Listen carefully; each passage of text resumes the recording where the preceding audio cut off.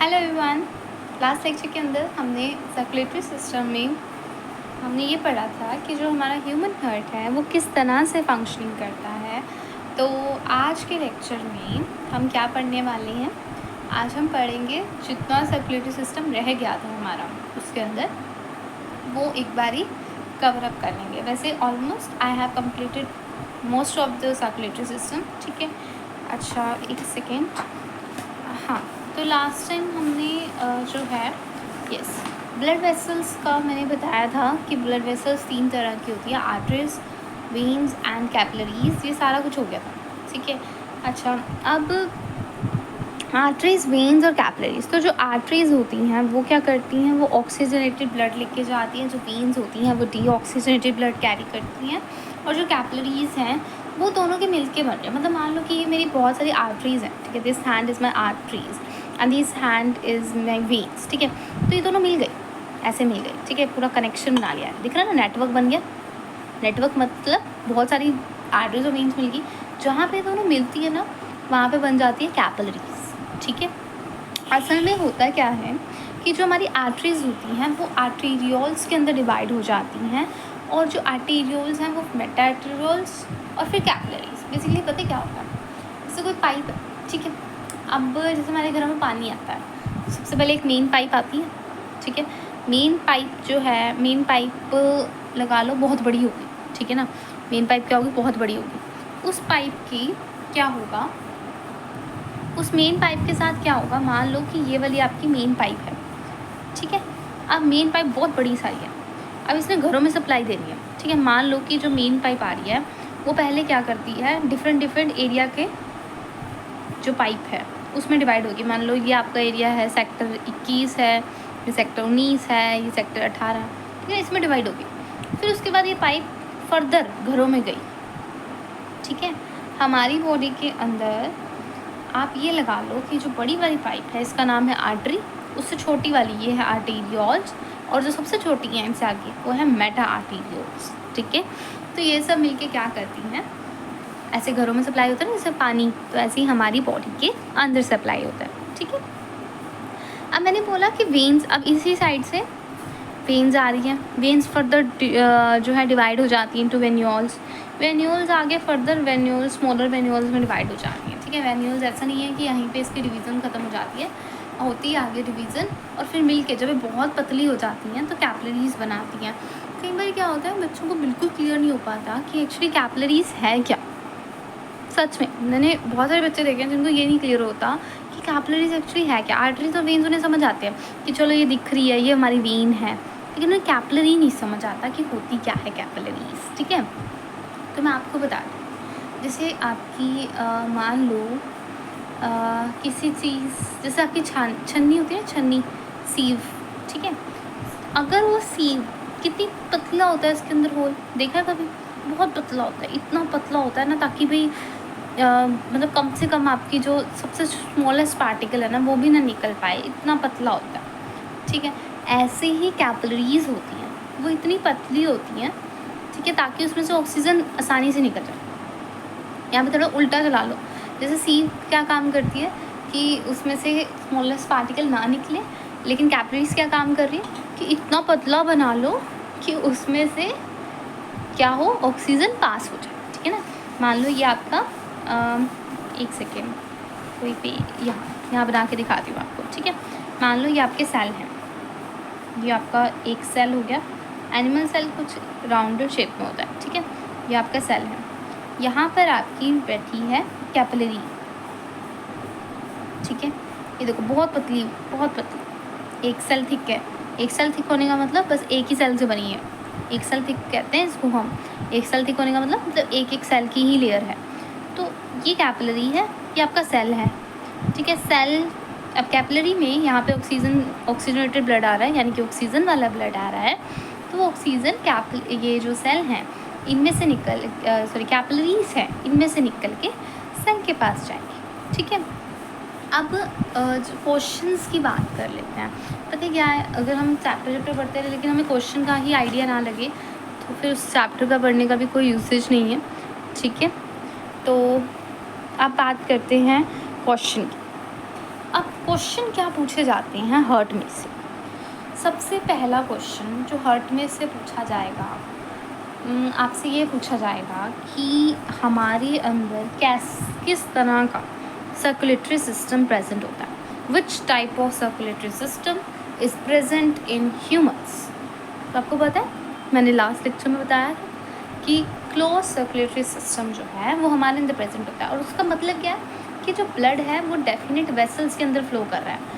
मतलब जैसे मैंने आपको लास्ट टाइम बताया था ना कि इंसेक्ट्स के अंदर क्या होता है, वो खुला होता है. मतलब कि एक टैंक है, उसके अंदर पानी जिसे रख देते हैं, जैसे वो ना पानी भरने के लिए टैंक आता है मोहल्ले के अंदर, तो मोहल्ले वालों ने भाई एक टैंक आया है पानी का, मोहल्ले वालों को कह दिया जाता है भाई इसमें से पानी भर लो. वो होता है इंसेक्ट्स के अंदर. इंसेक्ट्स के अंदर एक टैंक होता है बीच में, ठीक है. मान लो ये टैंक रखा है, हाँ बताऊँ, यहाँ बना देती हूँ, ठीक है. ये टैंक है, ये वाला घर है, ठीक है. मतलब ये ऑर्गन है, ठीक है. इंसेक्ट के अंदर क्या है, ऑर्गन. यहाँ पे पाइप लगी हुई है, टैंक के साथ लगा दी, ये अपने आप यहाँ से ब्लड ले लो. ये होता है इंसेक्ट्स के अंदर. तो इसको हम बोलते हैं open circulatory system.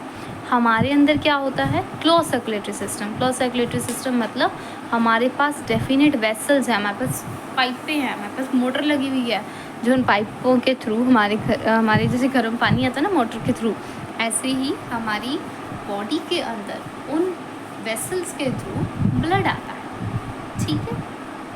Okay, now ये क्वेश्चन हो गया. इसके अलावा क्या क्वेश्चन आते हैं, बहुत क्वेश्चन आते हैं. मतलब हार्ट जो है ना, हार्ट में से आपको कहीं पर हार्ट का डायग्राम भी दे दिया जाता है एज इट इज़. वैसे कम ही होता है, कम तो नहीं होता, मैं कहूँगी ज़्यादा ही होता है. इवन हार्ट के डायग्राम के चांसेस लाइफ प्रोसेसेस चैप्टर में ज़्यादा हैं as compared to any other thing. अगर आप बुक देखो, बुक के अंदर आपको इससे इम्पॉर्टेंट डायग्राम नहीं मिलेगा, ठीक है. या तो हार्ट का मिलेगा, या फिर नेफ्रॉन, या फिर किडनी. इन तीनों में से एक डायग्राम तो आप लिख लो श्योर कि अगर इस चैप्टर में से डायग्राम आता है तो इन तीनों में से आएगा. रेस्पिरेटरी सिस्टम का कोई डायग्राम नहीं पूछता. एलिमेंट्री कैनाल का पूछ सकते हैं, but heart is very important organ in itself, ठीक है. अच्छा, और क्या क्वेश्चन पूछते हैं बता देते हैं आपको. कई बार पूछ लिया जाता है कि name the only artery which carries deoxygenated blood. Arteries का काम क्या है, ऑक्सीजनेटेड ब्लड लेके जाना. अगर आपको याद नहीं होता ना कि आर्टरीज का काम क्या है, तो मैं आपको एक न्यूमोनिक्स बता देती हूँ, उनको याद कर लेंगे, ठीक है. देखो ध्यान से सुनो. आर्टरी क्या है, मोटी, ठीक है. अब जो हार्ट है वो बड़े ज़ोर से पंप करता है ब्लड. जब उसको बॉडी में भेजना, आप एक बात सोचो, जो हमारा हार्ट है, एक बार तो उसको ब्लड भेजना है लंग्स के पास, एक भेजना पूरी बॉडी में सप्लाई करना है. तो जब पूरी बॉडी में भेजना है तो उसको कितने प्रेशर से भेजना होगा, है ना. अब आपको कोई चीज़ है, आपको पार्सल करनी है यहाँ से, सपोज करो अगर आप कोलकाता में and you have to supply to Delhi, तो आपको कितना जोर लगाना पड़ेगा. ये आसपास के एरिया में सप्लाई करोगे तो आपको कम ही जोर लगाना पड़ेगा, राइट. तो basically what I want to say is that कि अगर आपको कोई चीज़ पास पार्सल करनी है तो वो आपके लिए बहुत इजी है. दूर करनी है आपको बहुत जोर लगाना पड़ेगा, पैसे देने पड़ेंगे कॉरियर पे एक्स्ट्रा, है ना. चाहे आप एरोप्लेन बना के भेजो तभी तो जोर से फेंकोगे ना. तो बेसिकली मेरा कहने का मतलब ये है कि जो बॉडी को भेजना है तो बहुत ज़ोर से भेजना है. उसको मतलब जोर लगेगा तो मतलब आर्टरीज लेके जाएंगे उसको. जो कोई मोटी चीज़ है जब उस पर जोर लगेगा तो टूटेगी नहीं. आर्टरीज मोटी हैं, उनके ऊपर जोर लग सकता है, इसलिए आर्टरीज क्या करती हैं, हमेशा ऑक्सीजनेटेड ब्लड लेके जाती हैं. अगर क्वेश्चन आए name the only artery which is going to carry the deoxygenated blood, तो वो क्या होगी, पल्मनरी आर्टरी. पल्मनरी मतलब एक्सेप्शन, ठीक. उसके बाद name the only vein which carries oxygenated blood, then it is pulmonary, ठीक है. ये क्वेश्चंस बहुत आते हैं. इसके अलावा क्वेश्चन जो आता है वो आता है what is the function of the whorls. Whorls का फंक्शन क्या है, इतना ज़्यादा पूछा जाता है क्वेश्चन कि वर्ल्स का फंक्शन क्या है. बड़ा सिंपल सा आंसर बताती हूँ मैं आपको. अब मान लो कोई चीज़ यहाँ से यहाँ आ रही है, मैं तुम्हें सही बात बताऊँ होता क्या है इसके अंदर. क्या होता है, सबसे पहले आर्टरीज फिल होती है, ठीक है. एक दरवाज़ा है, वो कहता है पहले आप पूरा ऊपर वाला फिल करो, ठीक है, फिर मैं आगे जाऊँगा. एक तो ये चीज़ इसलिए होता है बल्ब. पर एक्चुअली क्या होता है, छोटी क्लासेस में हम मतलब बेसिकली आप जब भी आप क्वेश्चन अटैम्प्ट कर रहे हो आप वो मीनिंग लिखोगे जो एक मीनिंगफुल लगे। मतलब ये नहीं लिखोगे कि अटैक्ट एज अ डोर, ठीक है। काम इसका वो भी है वल्व्स का कि भाई ताकि जो एकदम से ब्लड इधर ना आए, एकदम से आएगा इसके अंदर प्रेशर नहीं क्रिएट हो पाता। ये थोड़ी बड़े लेवल की बातें हैं कि एक्चुअली यहाँ पर एट्रियोवेंट्रिकुलर प्रेशर होता है, ठीक है। मतलब एट्रियल प्रेशर होता है, वेंट्रिकुलर प्रेशर होता है। अब बेसिकली अगर किसी चीज़ को अगर ऐसे पूरा ऐसे वो पंप करना है ब्लड, तो उसको बड़ा प्रेशर लगाना पड़ेगा, राइट। तो इस वजह से ये बंद रहता है वैसे तो। एक और कारण है इसका, एक और कारण है जो इसका कारण है वो ये है कि जो वल्व्स हैं, अगर यहाँ ब्लड आ गया, अब हो सकता है पीछे भी चला जाए। अगर दरवाज़ा नहीं होगा तो पीछे भी तो जा सकता है। तो बेसिकली मेन फंक्शन जो है वल्व्स का ये रहता है कि पीछे ना जाए। It prevents the back flow of the blood, ठीक है। बैक फ्लो ऑफ ब्लड को प्रिवेंट करने का काम है मेन काम जो वल्व्स का। ओके, सो एक ये क्वेश्चन आता है हार्ट से रिलेटेड। और भी बहुत क्वेश्चन बनते हैं कि लेफ्ट एट्रियम का क्या फंक्शन है, राइट एट्रियम का क्या फंक्शन है, किसके अंदर ऑक्सीजनेटेड ब्लड है, किसके अंदर डीऑक्सीजनेटेड ब्लड है, सब आपको एक बार देखना पड़ेगा। अब मैं एक बार फाइनली इसको समराइज़ कर देती हूँ आपको कि डीऑक्सीजनेटेड ब्लड का पाथवे क्या है और ऑक्सीजनेटेड ब्लड का पाथवे क्या, ठीक है। सो डीऑक्सीजनेटेड ब्लड मैंने पहले बताया था, सुपीरियर मतलब ऊपर वाला, ऊपर बॉडी से जब डीऑक्सीजनेटेड ब्लड आएगा, ठीक है, उसको बोलेंगे सुपीरियर वेना कावा से आ रहा है, ठीक है। नीचे वाली बॉडी से आएगा तो इंफीरियर वेना कावा से आएगा। क्या आएगा? DO2 मतलब डीऑक्सीजनेटेड ब्लड। कहाँ जाता है? राइट एट्रियम के अंदर। राइट एट्रियम के पास क्या है? ट्राइकस्पिड वॉल्व, जो कि बैकवर्ड फ्लो ऑफ ब्लड को प्रिवेंट करते हैं। उसके बाद ब्लड कहाँ जाता है? राइट ऑरिकल के अंदर। राइट ऑरिकल और एट्रियम में क्या फ़र्क है? कुछ भी नहीं। एक्चुअली में ये गलत लिखा है, वेंट्रिकल आएगा यहाँ पे, ठीक है। अच्छा, एट्रियम को ऑरिकल भी बोलते हैं, ये भी पता हो आप लोगों को, ठीक है। राइट एंट्रम के अंदर जाएगा, वेंट्रिकल के अंदर जाएगा, ठीक है। और राइट वेंट्रिकल से पल्मनरी आर्टरी जो है उस डीऑक्सीजनेटेड ब्लड को ले जाएगी। कहाँ लेके जाएगी? देखो ये कॉमन सेंस की बात होती है। अब डीऑक्सीजनेटेड हो गया, अब उसको शुद्ध भी तो करना है। अशुद्ध हो गया, शुद्ध करने का काम किसका है? लंग्स का। लंग्स क्या करते हैं? हम सांस लेते हैं ना, लंग्स क्या कर रहे हैं? सांस ले रहे हैं, ऑक्सीजन अंदर डाल रहे हैं, तो डीऑक्सीजनेटेड ब्लड को ऑक्सीजनेट कर रहे हैं, ठीक है। ऑक्सीजनेशन मतलब उसकी ऑक्सीजनेशन करना, यानी कि ऑक्सीजनेट कर रहे हैं। ये लो, ये आपका क्वेश्चन हो गया फंक्शन ऑफ वल्व्स, ठीक है। और दूसरा कि वेंट्रिकल की थिक वॉल क्यों होती है? क्योंकि देखो वेंट्रिकल नीचे और उनको पंप करना है ब्लड को बिल्कुल प्रेशर के साथ, है ना, ऐसे पंप कर देना है, तो that's why they have thick walls. Okay, now oxygenated blood का pathway. Pulmonary vein, only vein which is carrying are oxygenated blood from lungs तक लेके गई पल्मनरी आर्टरी, ठीक है। लंग्स से लेकर आई पल्मनरी वेन और उसको दे दिया लेफ्ट एट्रियम को। वहाँ पे रहता है mitral valve. Mitral valve is also called as bicuspid valve, ठीक है, बाइकस्पिड वल्व। अगर आपने हार्ट का डायग्राम देखा हो, शायद मैंने यहाँ पे अच्छे से रिप्रेजेंट नहीं किया है, अगर आप चाहो तो यहाँ पे 3 भी रिप्रेजेंट कर सकते हो। कस्पिड का मतलब क्या है? कस्प मतलब पार्टीशंस, ठीक है, फ्लैप्स कह दो आप उसको, पार्टीशंस को फ्लैप्स कह दो। फ्लैप 3 फ्लैप से बना है तो ट्राइकस्पिड, 2 फ्लैप से बना है तो बाइकस्पिड। ओके, तो अब जो लेफ्ट वेंट्रिकल है वो उसको एओर्टा को देता है। Aorta is the largest artery. ये भी पूछा जाता है कि लार्जेस्ट आर्टरी क्या है, तो वो एओर्टा है। एओर्टा ने आर्टरीज में सप्लाई कर दिया, सप्लाई उसके बाद वो कहाँ गई? बॉडी पार्ट्स तक, ठीक है। ये आपका सर्कुलेटरी सिस्टम एक बार तो मैंने कर दिया फिनिश। इसके अलावा ये दिख रहा है आपको, देखो red stands for oxygenated blood, दिखता है ना। देखो मोस्टली आप देखोगे वो जो ऊपर NCERT के अंदर डायग्राम दिया हुआ है हार्ट का भी, उसमें एक रेड दिखाया हुआ है, एक ब्लू दिखाया है, ठीक है। Red stands for oxygenated blood. Red मतलब देखो उसमें खून है तो रेड है, अगर नहीं है तो वो ब्लू है। और उसका रीज़न बता देती हूँ मैं आपको कि जो हीमोग्लोबिन होता है, अगर उसके ऊपर ऑक्सीजन लग जाए तो कौन से कलर का होता है? रेड कलर का। रेड कलर का होता है ना हमारा खून, देखा होगा सबने, रेड कलर का होता है हमारा खून।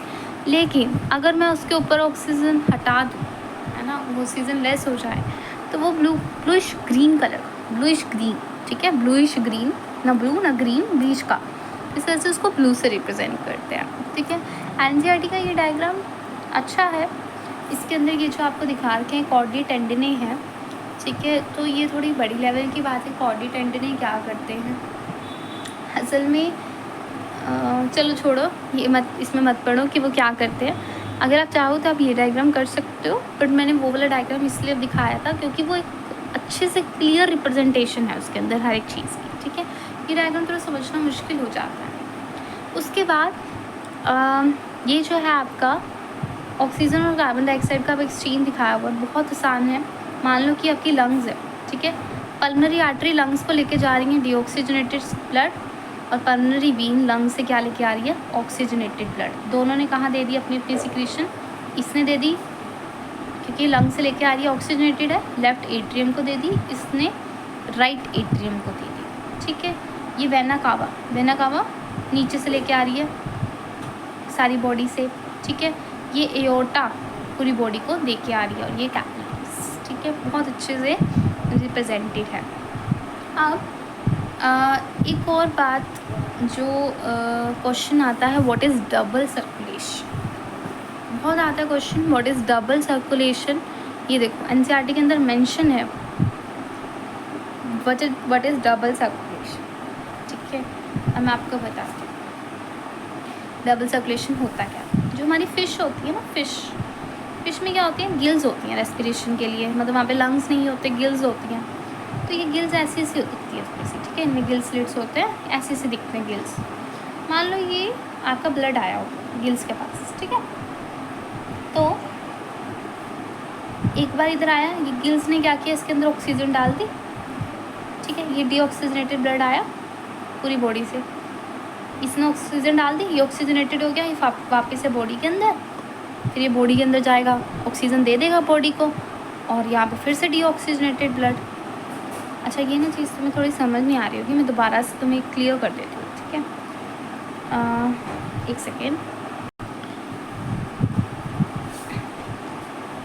इसको ना एक बार ध्यान से समझना। अगर तुम्हें ये चीज़ समझ आ गई ना, सच में तुम्हें ना मतलब बहुत अच्छे से सर्कुलेटरी सिस्टम जो है वो समझ आ जाए, ठीक है। मान लो ये गिल्स है, ये लो, ये मैंने बना दी तुम्हारे गिल्स ऐसे ऐसे करके, ठीक है, 4-5 गिल्स बना दी।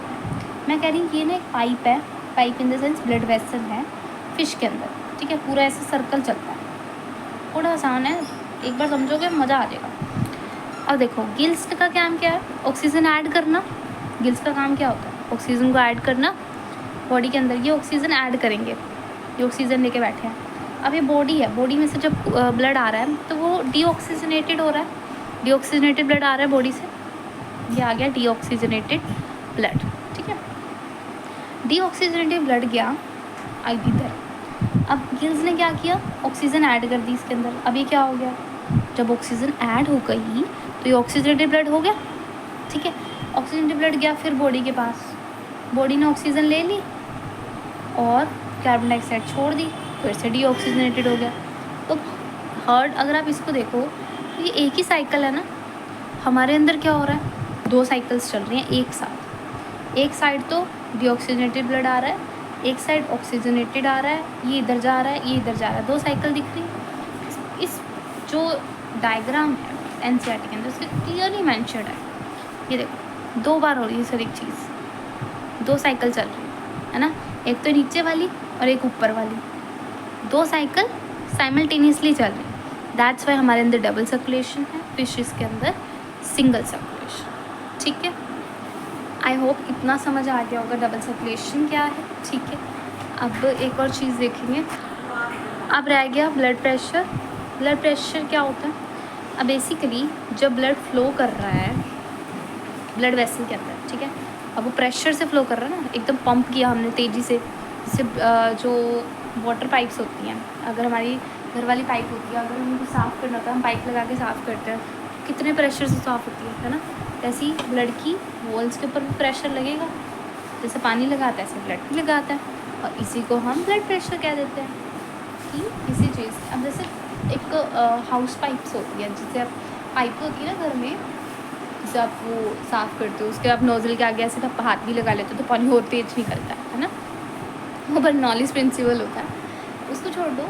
बेसिकली सिंपल सी बात है कि ऑब्वियसली कोई चीज़ फ्लो कर रही है तो उसके ऊपर प्रेशर तो लगेगा, है ना, उसकी वॉल्स के ऊपर प्रेशर लगेगा, है ना। अगर मान लो आपके पास इतना सारा खून है और आप इतनी छोटी सी पाइप के अंदर डाल रहे हो तो ऑब्वियसली उसके ऊपर प्रेशर तो लगेगा उसकी वॉल्स के ऊपर, और उस चीज़ को हम ब्लड प्रेशर कहते हैं, ठीक है।